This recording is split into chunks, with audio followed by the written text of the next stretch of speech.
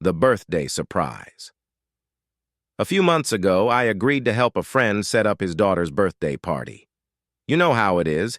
You think it'll be a couple of hours setting up some balloons, organizing food, and maybe manning the grill for a bit. But nothing too crazy. I wasn't exactly thrilled when I found out my friend had hired a clown to entertain the kids. There's something about clowns that has always unsettled me, even as an adult. But I shrugged it off. It was just for the kids, after all. The party started pretty normally. Kids running around the yard, parents chatting and keeping an eye on them, and me just going back and forth helping with whatever needed to be done. Then the clown showed up.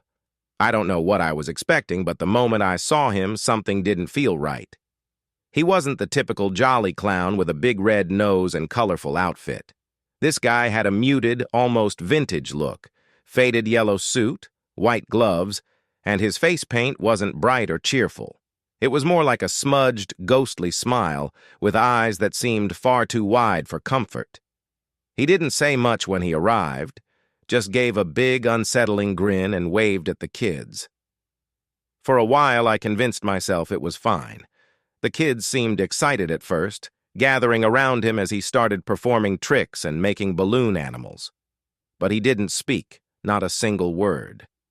Just that eerie grin as he pulled one balloon after another from his pocket, twisting them into different shapes. The longer it went on, the more off it felt. I started to notice something strange about the kids. As the party progressed, they grew quieter, eerily quiet. Normally, a group of kids at a party is full of laughter, squeals, and noise, but as they sat around the clown, they just stared, wide-eyed, not blinking, barely moving. It was as if they were under some sort of spell. At first, I thought maybe they were just entranced by the performance, but it became clear that it was more than that. Their faces were completely blank, and they weren't reacting to anything around them, just silently watching the clown's every move. I tried to shake off the discomfort creeping up my spine, but I couldn't ignore it any longer. I decided to confront the clown, thinking it was time for him to wrap it up and go. I walked over and asked politely at first if he was done for the day, but he just stood there, still twisting his last balloon into shape, with that same eerie smile plastered on his face. No response. I tried again, this time more firmly, telling him it was time to leave. That's when he did something that still haunts me.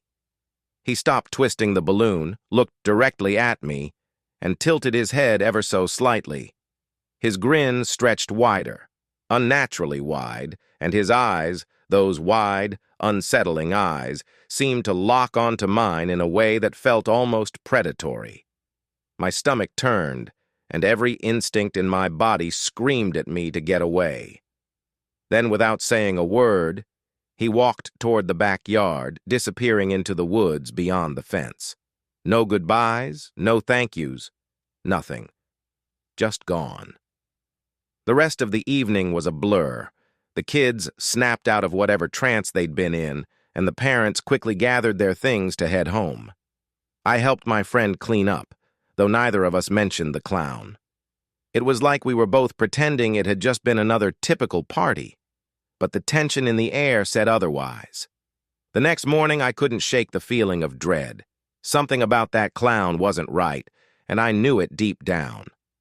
When I went back to my friend's house to help finish cleaning up, I noticed something strange on the lawn. It was one of the clown's white gloves, but it wasn't just any glove. The fingers were stained red, as if they had been dipped in blood. I picked it up, my heart pounding, but there was no explanation, no source for the stain. It was just there. Later, I asked my friend if his daughter or any of the other kids had mentioned the clown. But here's the thing. None of them remembered him. Not a single one. They recalled the party, the cake, the games, but when it came to the clown, nothing. It was as if he had never been there. I've thought about it ever since, replaying that night over and over in my head. I can't explain what happened, and honestly, I'm not sure I want to. But one thing is for sure. There was something wrong with that clown. Something deeply disturbing. And sometimes, late at night, I swear I can still see that wide, unnatural grin in my mind, haunting me in the darkness.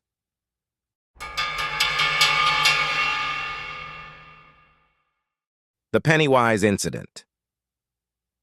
A few Halloweens ago, I went to one of those haunted houses at a local amusement park. You know the type. Cheap thrills, people jumping out at you from dark corners, a lot of screaming and laughter. I didn't expect much, just some fun with a few friends. The haunted house was Pennywise-themed, which seemed perfect for the night. Creepy clowns? Sure. Why not? As we went deeper into the house, it started feeling a little more intense than I had anticipated. The decorations were disturbingly detailed: rusted metal, flickering lights, and eerie clown mannequins staring blankly from every corner. Then we hit the midway point, and that's where things got weird. There, in the center of the room, was a life-sized animatronic clown. Its painted face was frozen in a twisted smile, and its dead, glassy eyes seemed to follow you no matter where you stood. It wasn't moving, not like the other animatronics that jumped or made noises when you got close. It just stood there, silently staring. Something about it felt off, too real, like it was just waiting for the perfect moment to spring to life. Suddenly, the power went out.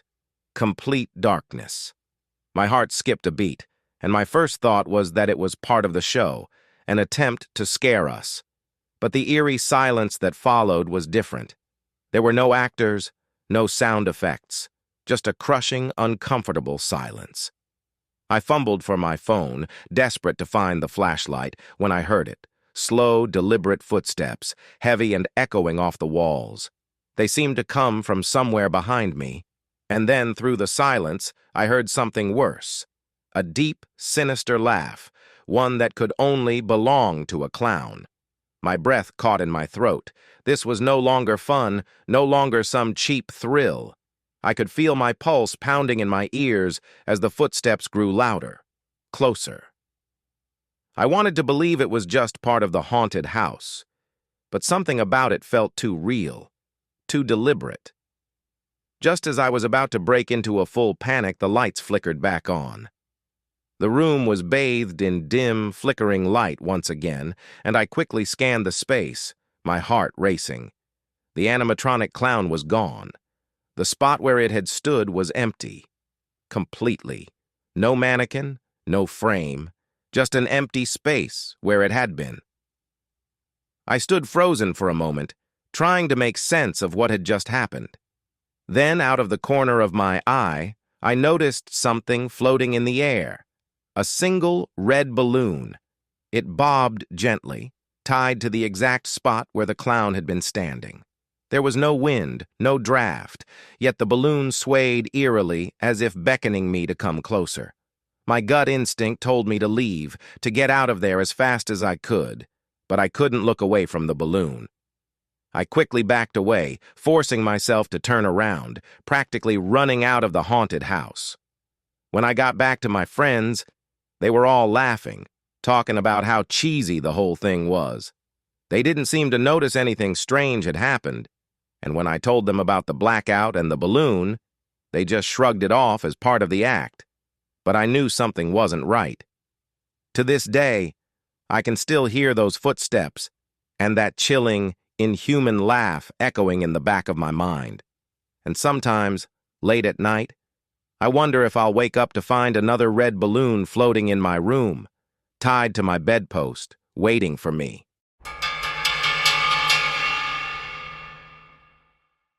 The Late-Night Performer. A few summers ago, some friends and I decided to rent a secluded Airbnb out in the countryside. It was a large old house with a strange history, once the summer residence of a famous circus troupe. The idea of staying in such a place seemed kind of quirky at first, and we were all looking forward to a quiet weekend away from the city. After a few drinks on the first night, one of my friends, Jake, dared the group to explore the cellar.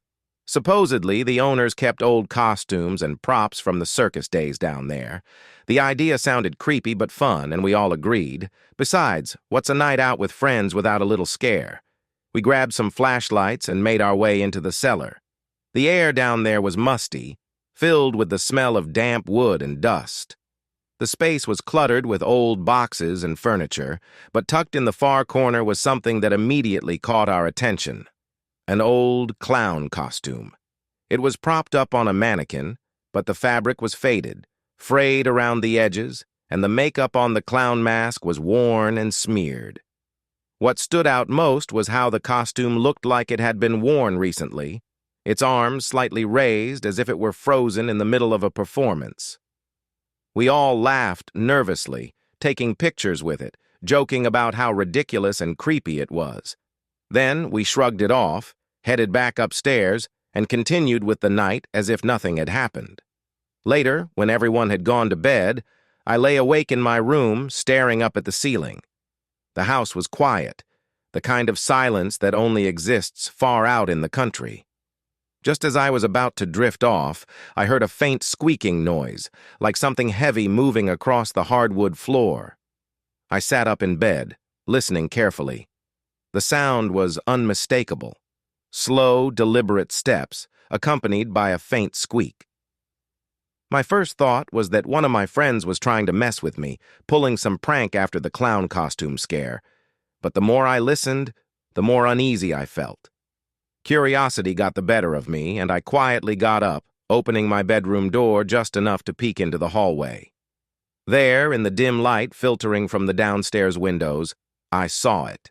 The clown costume. It was standing in the middle of the hallway, facing directly toward my room. Except now, it was a little closer than when we'd seen it in the cellar. I froze, heart pounding in my chest, my mind racing for a rational explanation. But none came. The costume just stood there, completely still, as if waiting for me to make the first move. I closed the door, backing up until I was pressed against the far wall of my room. I didn't hear any more footsteps, but the weight of the situation pressed down on me. After what felt like hours, I finally worked up the courage to look again. When I opened the door, the hallway was empty. The clown costume was gone. The next morning, I casually asked my friends if they had moved it, but they all just looked at me like I was crazy. No one had been in the hallway, and no one had touched the costume after we left the cellar. Later that day, when we packed up and left, I couldn't stop thinking about it. The way the costume had stood there just outside my room, and how it had moved closer without anyone noticing. It wasn't until we were driving away that I realized something even stranger.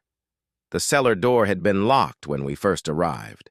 There was no way the costume should have been upstairs at all. Now, every time I think about that night, I wonder if we left something behind. Or maybe something followed us out.